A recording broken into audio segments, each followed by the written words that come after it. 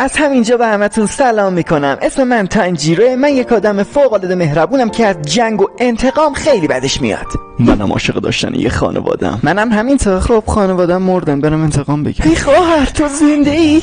فقط چرا اینقدر رنگ چیزست؟ جناب ببخشید، خواهر من تبدیل به یه شیطان شده. پس سعی کن کشتن شیطان رو یاد بگیری تا خواهر دوباره خوب شه. حله. خب حالا چیکار کنم؟ میتونی این سنگو نصف کنی؟ نه. خب دیگه مشکل خودت بعد بکنی. فاک.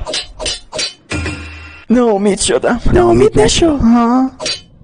ازتون ممنونم رفقا. خب دیگه پسر، تو الان یه شیطان کشی، حلاشی که اومد جلو خرخرشو به جا. وات؟ یا که زندگیشو بهتر کن. حله داشت.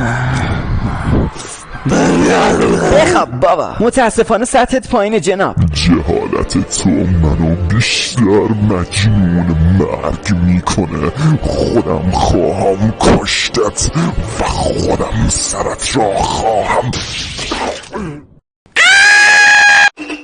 میکشمت. برقص. وات؟ خب داداش، مغز طراح شخصیت من سمی بوده، چی کار کنم؟ من دیجی ام. یه شیطانی که به ساخت موسیقی علاقه داره. دیجی.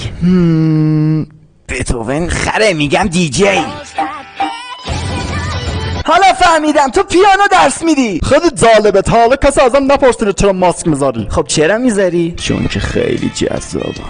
اوه پسر قلبم. اوه یعنی بذار ماسکو. باشه. بله من اسپایدرمن هستم و خیلی هم شیطانیه. بیا پایین بچه، چرت نگو سرمون درد داره. پدر، پیتر پارکر خیلی پر رویا. تو رو دعوت میکنم به فلش بک هایی از گذشته من که با گذشته من غمگین و ناراحت بشی. لف بده. آقا به خدا من یتیمم، پدرم مرده، مادرم مرده، خواهرم هم خودم کشتم، قبلا خودم دوبار مردم. خب گوه میخوری شاخ میشی، بچه جوانم بزنم بکشمت خوبه؟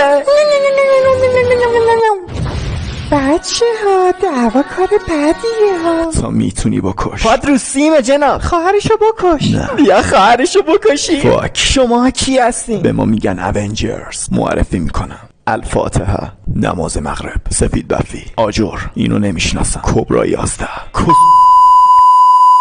بچگی خیلی خوبه، چون که حقیقت توش یه دروغه.